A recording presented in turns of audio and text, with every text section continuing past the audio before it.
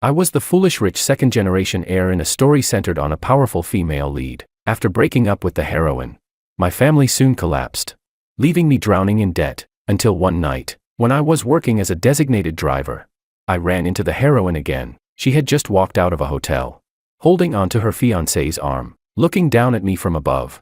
She watched as he humiliated me and made things difficult for me, but the next day, she came looking for me again. She said, "Unless you personally experience it once, you will never understand the inferiority and humiliation I once felt." I apologized to her in guilt, and she condescended to be with me again, a so-called happy ending that satisfied everyone. So, after awakening, I broke up with her at lightning speed. She waited outside the villa, eyes red as she asked me why. I told her, "You bring misfortune to your partner. You drain my family's fortune." Chapter 1. A flood of memories from the original book rushed into my mind as I stood with Willow at the entrance of a Michelin 3-star restaurant. The waiter looked at her worn-out clothes with a troubled expression. The waiter said, "Miss, people who are not properly dressed are not allowed to dine in our restaurant." Willow stared at me coldly. "Do you find it funny to humiliate me?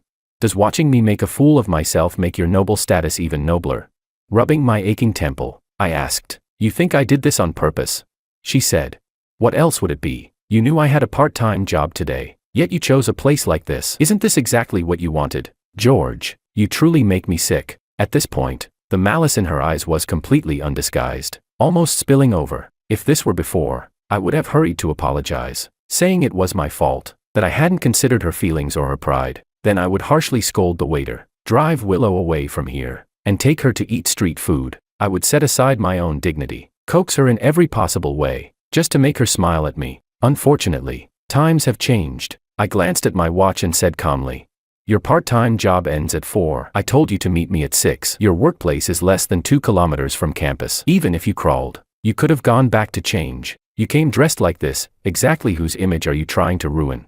Or is it that being my girlfriend makes you unhappy, so you want to make me even more miserable than you?"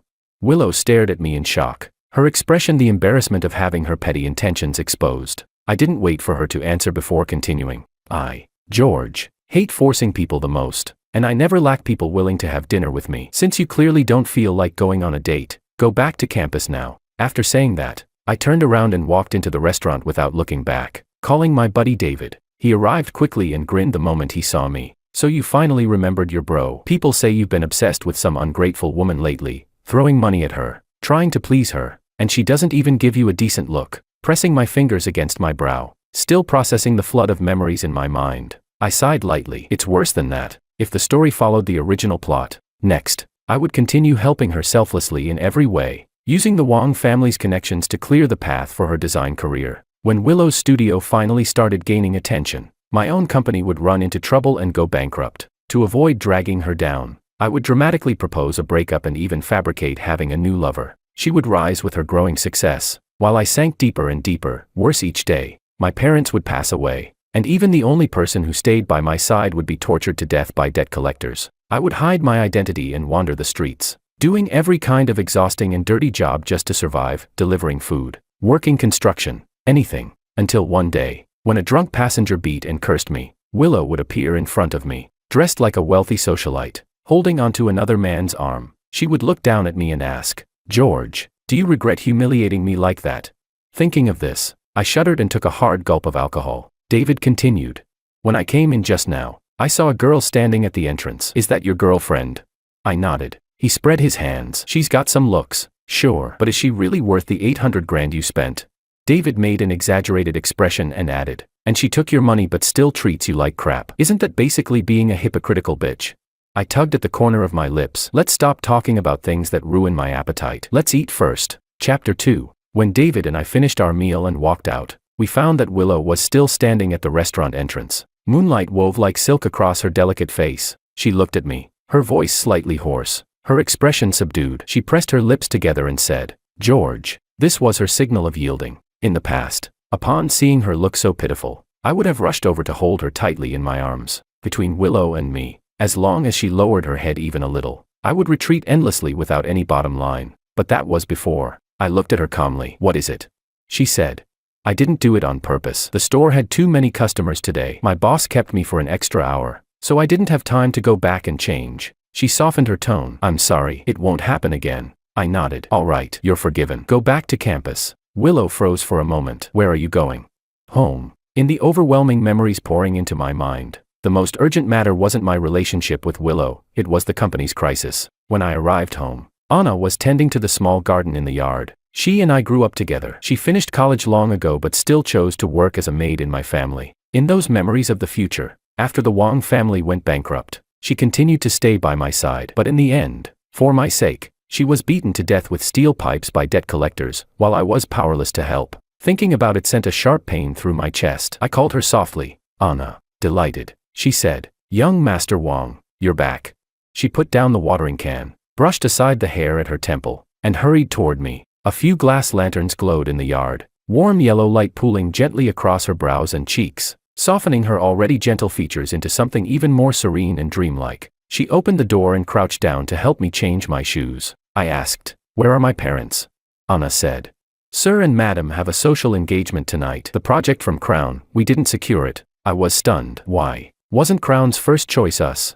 Anna hesitated for a long moment before finally saying, "Last time, when Mr. Wang asked Dr. Li, who's already retired, to come out of retirement, he owed him a favor, and the other party used that to pressure him on the contract amount." I understood instantly. Back then, inviting Dr. Li was for Willow's mother, who had cancer, so he could perform the surgery. Despite disliking my endless, self-degrading simp behavior, my father still compromised helplessly. He even transferred $800,000 to Willow so she could pay for the operation and subsequent hospitalization. My heart felt swallowed by guilt, and my self-loathing surged to its peak. Clenching my teeth, I said bitterly, "I really am a piece of trash." Anna almost immediately shook her head. She looked at me with conviction. "Young Master Wang, don't say that. Everyone makes mistakes. As long as you can stand back up, everything will be all right." In her eyes, I seemed to always be the boy who grew up with her, the one who gave her snacks when we were little. No matter what choices I made, what decisions I took, she would support me unconditionally. But I knew very clearly, I was no longer a child.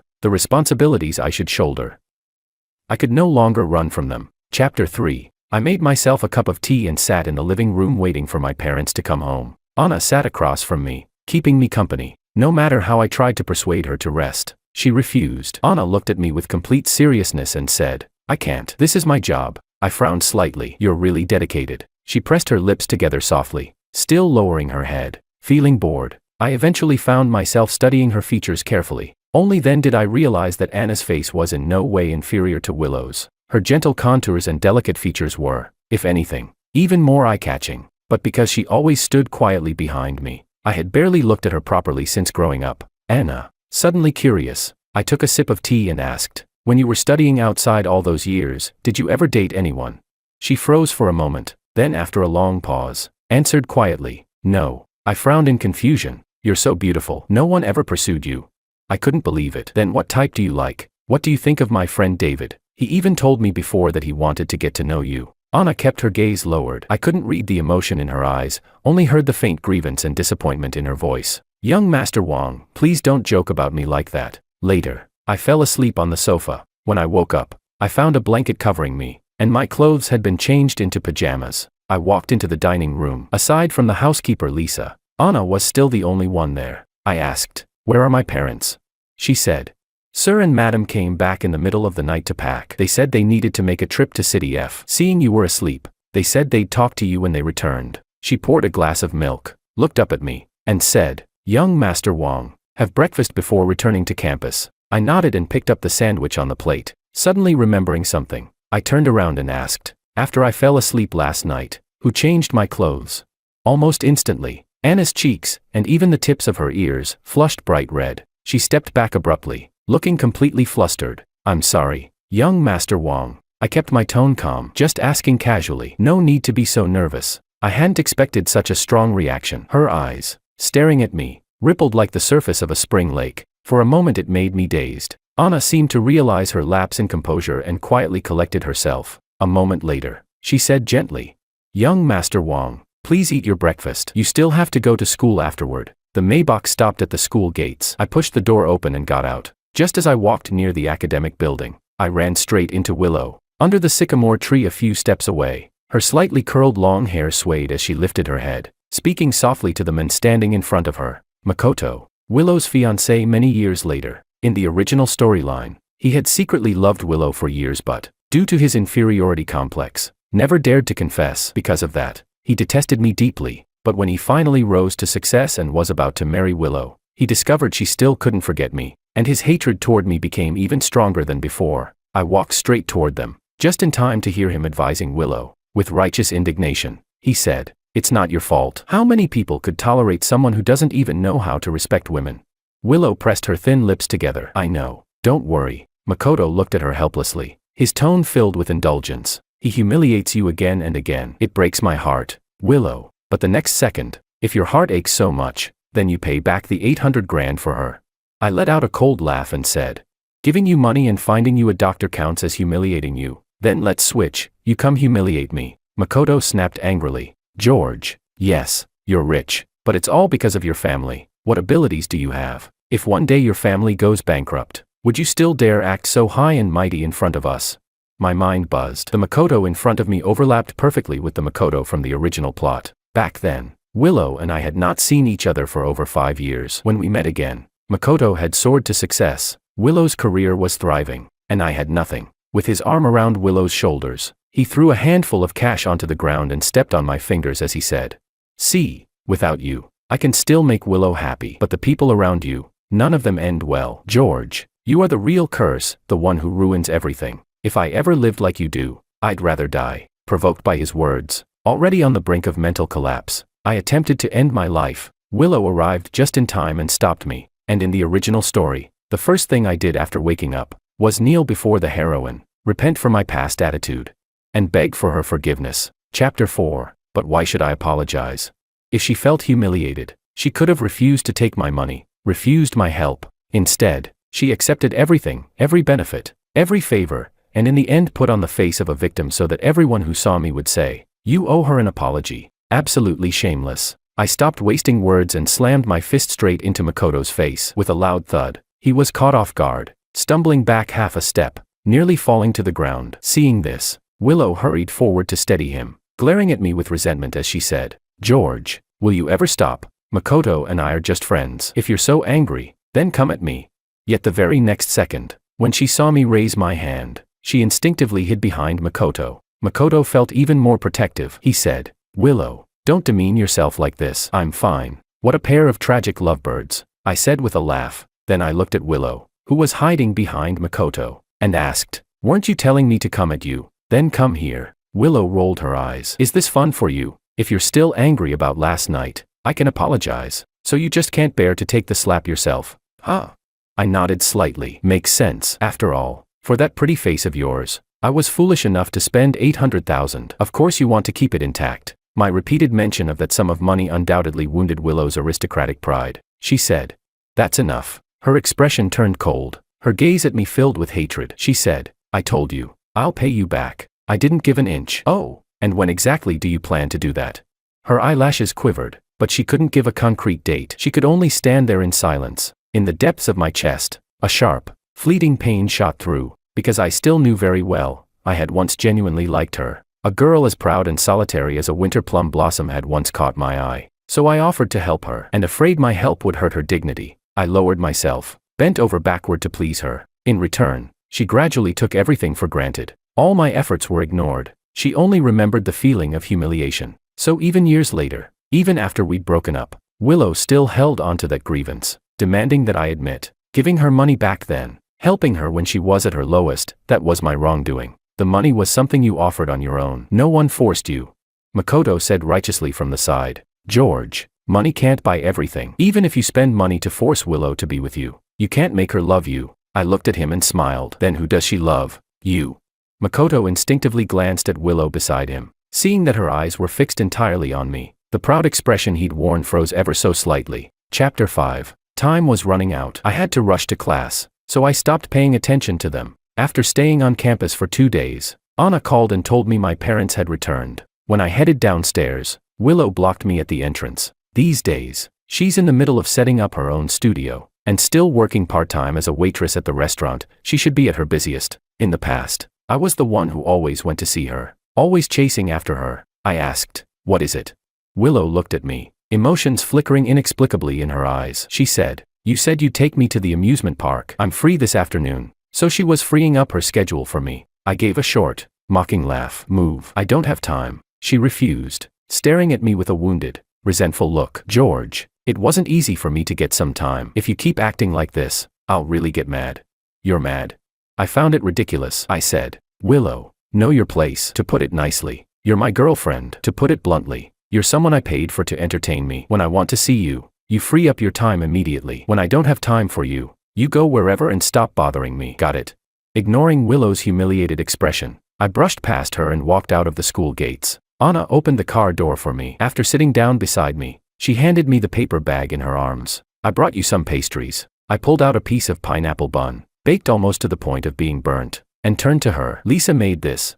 I wondered if Lisa had been bribed by a competitor, but Anna pressed her lips together and said softly, "It was me." From my angle, I could see her beautiful side profile, her brows gently curved, long eyelashes trembling slightly because her lips were pressed together, her nose wings contracted faintly, and beneath the veil of loose strands of hair, her ears were flushed red. Anna turned her head away, pretending nothing had happened. I forced myself to take a bite of the bun. Then suddenly, I said, "Your ears are red," and watched successfully as that red spread from her ears to her cheeks. She said, "Mr. Wang brought back a lot of things when he returned." Looking out the window, she stiffly changed the topic. "Lisa specially went to the market to pick fresh tiger prawns. She said she wants to make your favorite braised prawns." Half leaning against the seat, I listened to her talk about these small, everyday things. The warm sunlight streamed in through the window, and without realizing it, I fell asleep. I dreamed again of the storyline from the original text. My family's company went bankrupt. My father jumped off a tall building, and my mother stopped breathing on her hospital bed. Anna followed me as I drifted from place to place, ending up in a shabby rental in an urban village. Yet the debt collectors still found us. Right in front of me, they used steel pipes to crush her leg bones. Inch by inch, covered in blood, she still clung desperately to one man's leg. Her fading eyes fixed on mine. Her trembling voice said, "Run, young master, run." In the dream, I wandered everywhere, unable to find even a half-decent job. To survive, I delivered food, worked on construction sites, any dirty or exhausting work, I took it. People who once flattered me went out of their way to humiliate me, even demanding that I kneel, bark like a dog, and eat dog food. Then came the confident, radiant Willow, transformed, standing beside her newly promoted, high society fiancé Makoto, appearing before me. The dream version of me wanted to fight back, but something held me down, bound me, and strange voices echoed beside my ears. One voice said, "Even though the male lead is pitiful, you can't blame Willow. Her pride was hurt by him. She finally fell for him, only to be dumped. If he doesn't suffer the same pain the heroine did back then, he'll never realize how cruel he once was." Another said, "George is so ungrateful. He's dirt poor now, drowning in debt. Yet Willow is still willing to accompany him and help him rise again. With such a good girl, what more does he want?"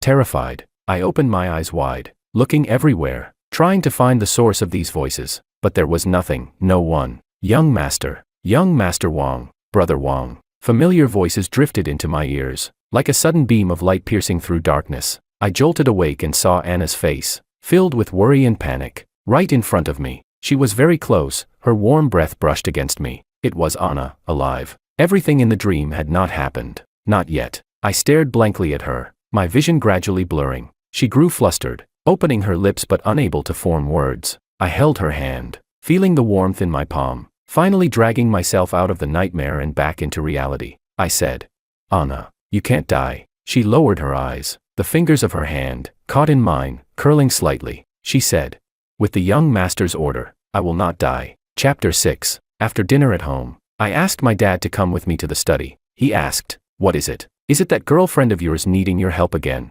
He looked at me helplessly, a faint trace of dissatisfaction toward Willow showing in his eyes. I saw it clearly, and felt even more guilty. I said, "It has nothing to do with her." I clenched my teeth and lowered my voice. "Dad, have you and Mom been looking at any investment projects recently?" The original text never gave details about my family's bankruptcy. It only said that my parents failed in some investment project, the capital chain broke, and it triggered a series of consequences. My dad froze for a moment, then laughed. Why the sudden concern about the company?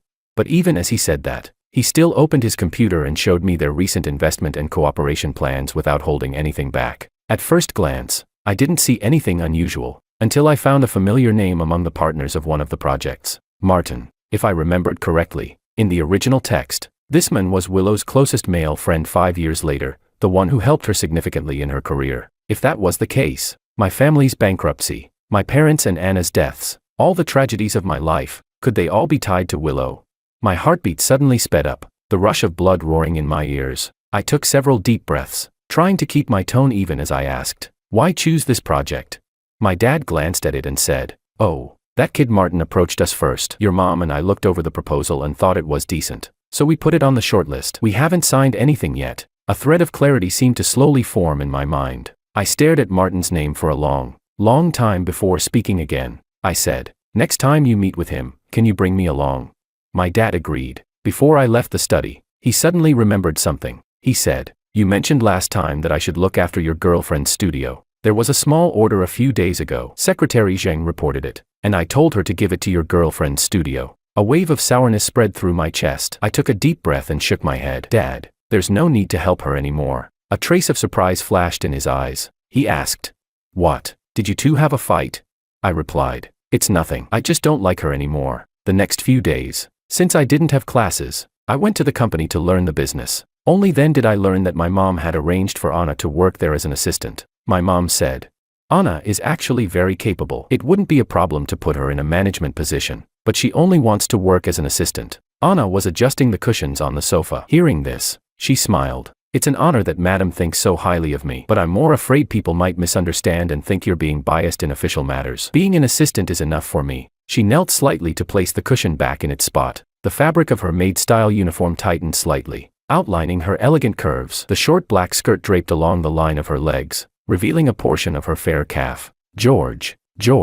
It wasn't until my mom called me from the side that I realized I had once again spaced out while staring at Anna. She took a sip of tea, looking thoughtfully between the two of us, then said to Anna, "Anna, how long has it been since you last went shopping? Let George take you." Chapter 7. Previously, I had taken Willow to Chanel once. Just because the saleswoman asked about her budget, she immediately felt mocked and flipped out on the spot. Willow looked at me coldly and said, "Aren't you tired of playing this game over and over?"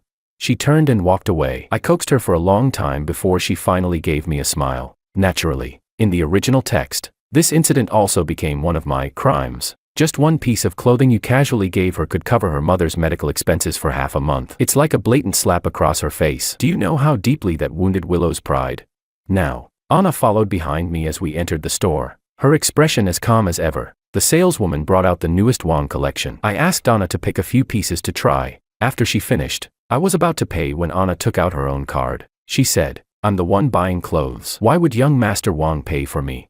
I froze for a second, but she smiled gently and said softly, "Young Master Wang, don't worry. I've managed to save some money over the years." In the end, I couldn't win against her. I watched her swipe her card with my own eyes. After leaving the mall, I hadn't yet decided where to go next, when suddenly, from a distance, I saw a familiar figure. Willow. Because I had spoken too harshly that day, she hadn't contacted me at all these past few days, which honestly had made things easier for me. But now, at an hour when she was supposed to be busy at her studio, she walked into a nearby restaurant with a man. My brows furrowed. I followed with Anna. We found a corner seat. After waiting a long while, they finally came out of a private room. I took out my phone and, through the cover of a few plants, snapped a photo of Willow and the man. I asked, "Who is this? Have you seen him before?" Anna looked at the photo, surprised. "It's Martin." As expected, I saved the photo twice as backup, put my phone away, and through the glass watched Martin open the car door for Willow, sending her back to campus. Willow was impeccably made up today, stylishly dressed, nothing like the girl who had been stopped at the restaurant door just half a month ago. I laughed and asked Anna, "Do you think I was blind?" She shook her head. "It's not young Master Wang's fault. It's greed, someone letting dark desires take root." She poured my wine, cut my steak for me, and gently advised, "Eat first. After we return, we'll tell Madam and Sir about this. There's no need for you to worry." Anna knew very well how decisive my father was in the business world, so she wasn't concerned. If it were the former me, I wouldn't be worried either. But in that so-called original text, it was exactly Willow and Martin's crude little scheme that destroyed the Wang family, a family that had grown steadily for decades. Steam rose from my plate, warming Anna's pale fingers until they turned slightly pink. On impulse, I reached out and took her hand. She instinctively tried to pull away, but I held tighter. Her cheeks flushed. "Young Master Wang." Her soft voice trembled, like a feather brushing lightly across my heart. Looking into her misty eyes, I asked in a low voice, "If I tell you something unbelievable, would you be willing to believe me?" Chapter 8. In the villa garden late at night, the moonlight wove itself like silver threads. Anna sat across from me, staring blankly, her eyes reddening as she said, "So, after I died, young Master Wang suffered that much?"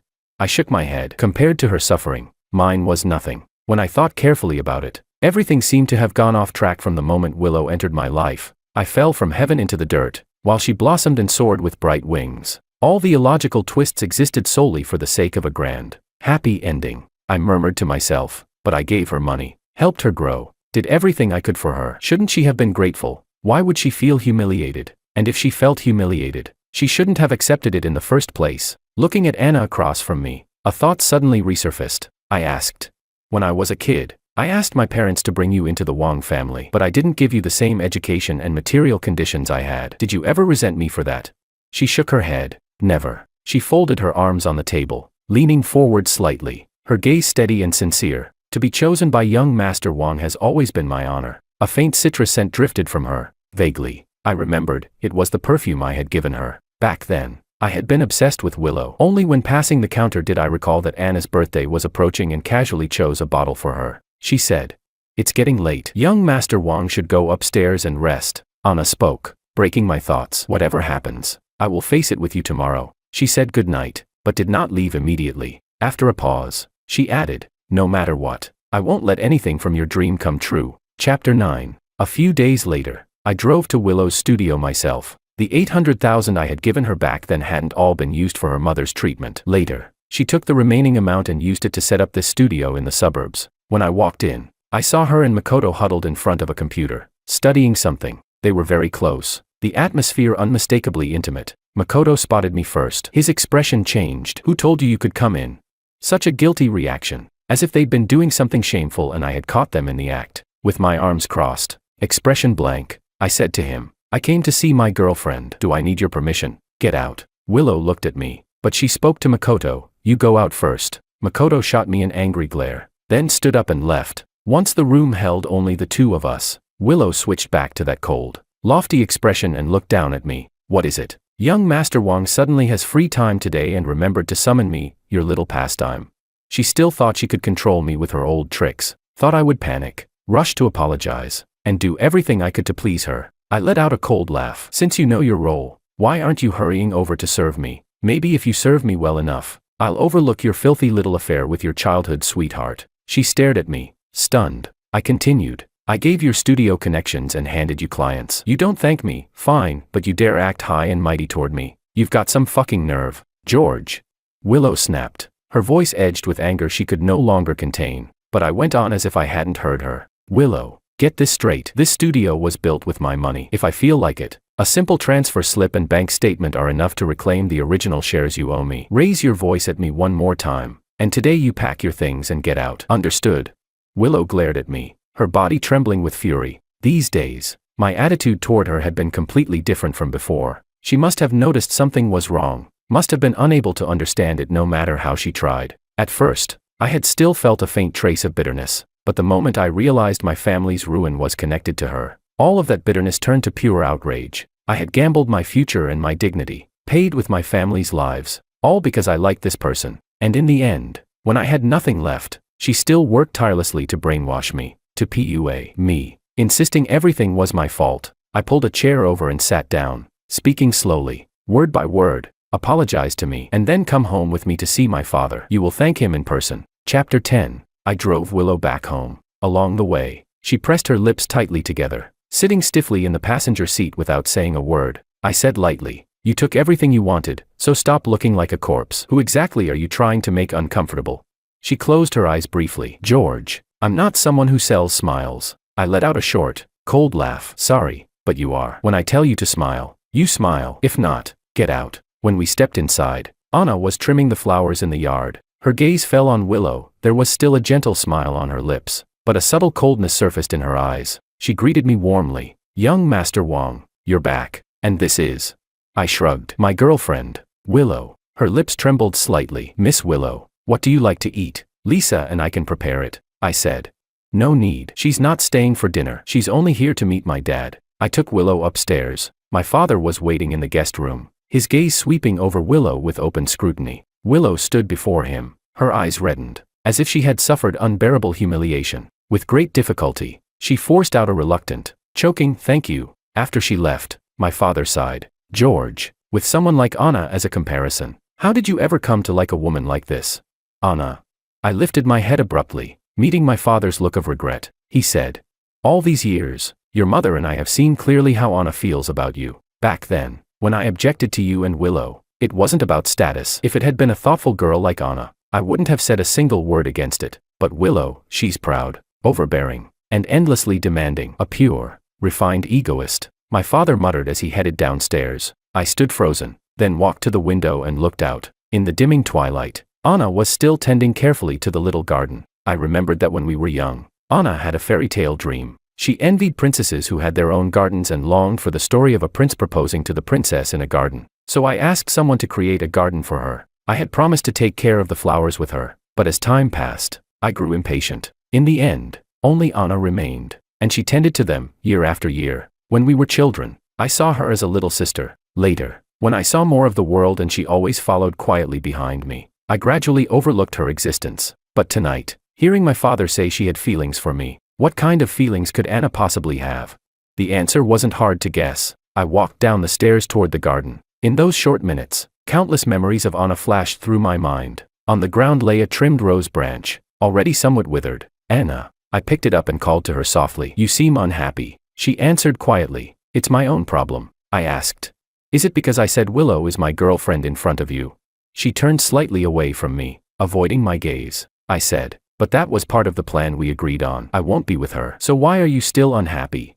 Holding the rose, I walked over and straightened her shoulders, forcing her to face me. "Anna, look at me. It's impolite not to look at someone when they're speaking to you." Under the moonlight, her lowered eyelashes fluttered like a butterfly's wings, trembling softly against the tip of my heart. Through the thin fabric, her burning warmth pressed into my palm. With a trace of helplessness, she tried to avoid my gaze. Her voice hitched slightly as she said, "I'm sorry, young Master Wang, if I made you think I'm too preteen." She didn't finish, because I cupped the back of her head and kissed her. The kiss was reckless and heated. In the haste of it, my teeth bumped against her lips, and she let out a soft sound, her face flushing even deeper. I laughed and said, "You have to respond to me." She looked up at me, breathing lightly. "I'm sorry, young Master Wang.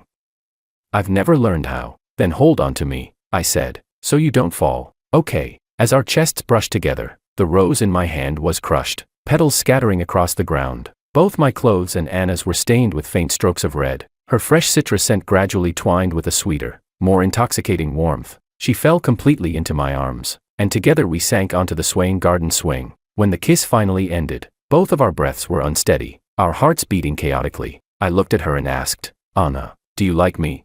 She stared at me helplessly, as if the secret she had never dared reveal was suddenly exposed. After a long moment, she whispered, barely audible, "I just don't want young Master Wang to think I have improper intentions." I clicked my tongue softly and pulled her firmly into my arms. I said, "Isn't it possible that I'm the one with improper intentions?"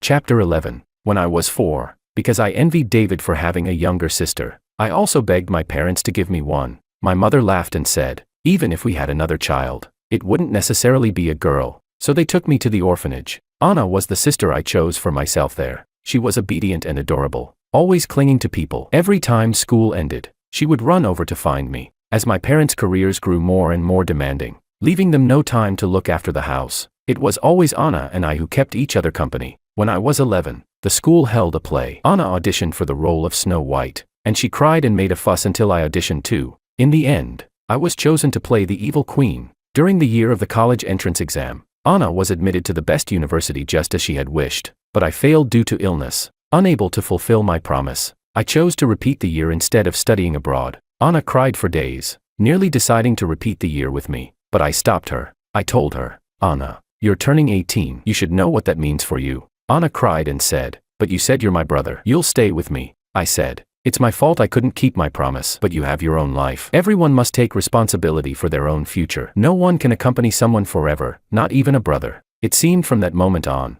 Anna began calling me young Master Wang instead. When my thoughts returned, Anna's face in front of me had flushed from the tips of her ears to her cheeks. She whispered, "Young Master Wang would never have improper intentions." I asked, "Why don't you call me brother anymore?"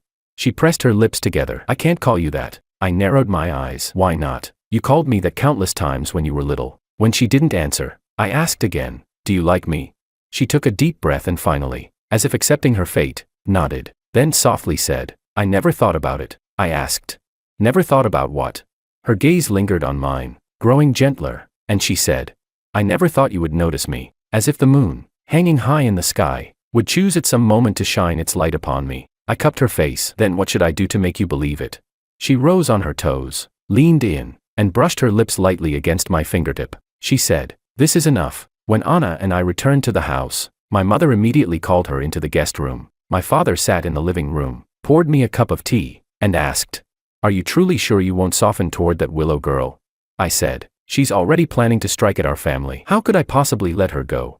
To be ruined and left with nothing, yet still remain infatuated with the very person responsible. That was nothing but a plot forced on the protagonist by some writer." My father let out a breath of relief. "I was just a little worried. After all, the way you were before, it looked like no one but her would do," I said with shame. "I was young and foolish. I couldn't judge people clearly." I added, "Fortunately, there's still a chance to make up for it." Nothing had become irreversible the way it had in the dream. Over the next month, I went to see Willow every single day, watching her expression grow more complicated with each visit. At first, she still had the energy to argue with me, throwing my cold sarcasm right back in my face. But soon, she didn't have the time, because her collaboration with Martin encountered problems. This wasn't 5 years later, and the scheme they were plotting together was one with extremely high returns and equally high risks. Willow could never have imagined that everything fell apart simply because she had stayed at my house for an afternoon, and because my father pretended to casually agree to her proposed enormous bride price. At the same time, for the project they intended to use as a trap, no matter how much profit they dangled before my parents, my father and mother refused to budge. From their tone, it seemed they had already sensed ulterior motives. Martin, naturally suspicious to begin with, started doubting Willow. He questioned her, probing what exactly she had said to my father that day at my house, and whether she had accidentally exposed them. Willow, of course, denied everything, but the more she denied, the more Martin suspected she had betrayed him. Willow could no longer obtain information about Martin's next steps, and the resources Martin had originally promised for Willow's studio were all withdrawn. She also couldn't get help from me anymore. Her design career fell into a stalemate. Anna said, "Mr. Wang, from what I've observed these past few days in the company, I'm nearly certain that Martin has indeed planted people internally, specifically in the most important financial system." When we returned home that night, Anna told us in the study that the company's financial accounts had started showing issues 3 months ago. Their moves were extremely well hidden. If no one had noticed, in less than half a year the Wang family's cash flow would break entirely, unable to continue operating. And this lined up perfectly with the timeline of my family's bankruptcy in the original text. My father said, "A 1,000-mile dam can collapse because of an ant's nest. If George hadn't warned us, your mother and I would have suffered a terrible loss at Martin's hands." He let out a long sigh, patted my shoulder, and his eyes sharpened. "But from here on," he said, "it's time to close the net." Chapter 12. My father finally relented and agreed to sign the investment contract with Martin, but the official corporate seal used in the contract had already expired during review. So we had to go through the procedures again, get approval, and re-sign it. During this gap in time, in order to keep the project looking as if it were still running normally, Martin nearly exhausted all the funds he had on hand. He mobilized the people he had planted in the Wang family's financial system long ago, only to be caught red-handed. My father immediately called the police. The authorities soon took Martin away, along with the people he had arranged and all other participants involved in the fake investment project. He was an illegitimate son in his family, unable to compete with the children of the legal wife for the inheritance. He set his sights on the now thriving Wang family. It was a high-stakes gamble, only he lost. When all this happened, I was sitting at the desk in Willow's studio. She closed her eyes for a moment, as if the words she was about to speak were too humiliating to say. Then she said, "George, can you help me one more time?" Without Martin's funding, and with my father secretly suppressing her, her studio was already on the verge of collapse. I looked at her coldly and said, "Are you begging me for help?" She said, "Yes." I laughed. "Is this the attitude of someone asking for help? Kneel down, say a few nice things and maybe I'll consider it." Her head snapped up, her gaze locking onto mine. After a moment of collision, Willow bit her lip and knelt down in front of me. Humiliation twisted across her face, her voice filled with hatred she struggled to swallow. She said, "Please help me." I stood up and kicked her to the ground. I said, "Ridiculous, Willow. Do you really think there's anything you've done that I don't know? Why would you ever believe I'd still help you?"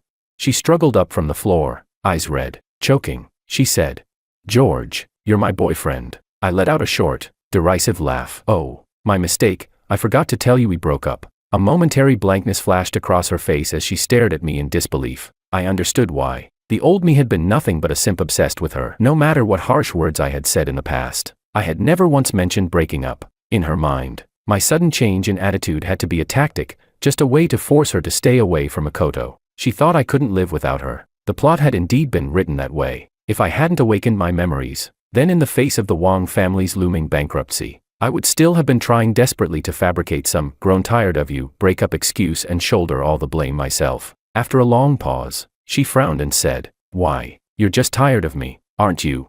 I shrugged. "Because you're a curse, Willow. You drain the fortune of my family." I savored the flicker of panic in her eyes. I said, "Isn't your pride supposed to be so precious? If you really felt insulted, why didn't you refuse me at the beginning? Plotting with others to target my family's assets on one hand, then shamelessly begging me for help on the other. Tell me, aren't you pathetic?"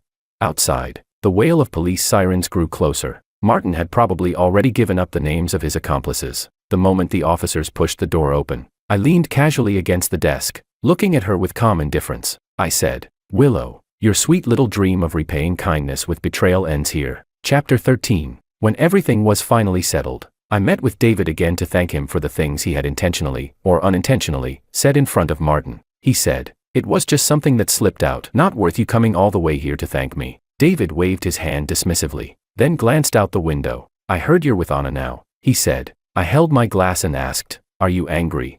He looked confused. "Why would I be angry?" I said. "You mentioned before that you were a little interested in Anna." David let out a short laugh. "I noticed long ago that she only has eyes for you. I just tested the waters a bit. Didn't expect you to have no reaction at all, and instead get obsessed with that bitch like Willow. Do you know how they laughed at you back when we went out together? They all said you were a simp, spending money, putting in effort, and in the end not getting anything out of it." He glanced at my empty glass and pushed the bottle toward me. "Good thing you've woken up now," he said. "If Martin and your ex had succeeded together, you and I probably wouldn't have seen each other again for the rest of our lives." He wasn't wrong. According to the original storyline, after the Wong family went bankrupt, I never saw David again. I finished the last glass of wine, said goodbye to David, and walked out the door. Anna was waiting outside, looking at me under the moonlight. I spoke, my voice roughened by alcohol. "Why didn't you come in to look for me?"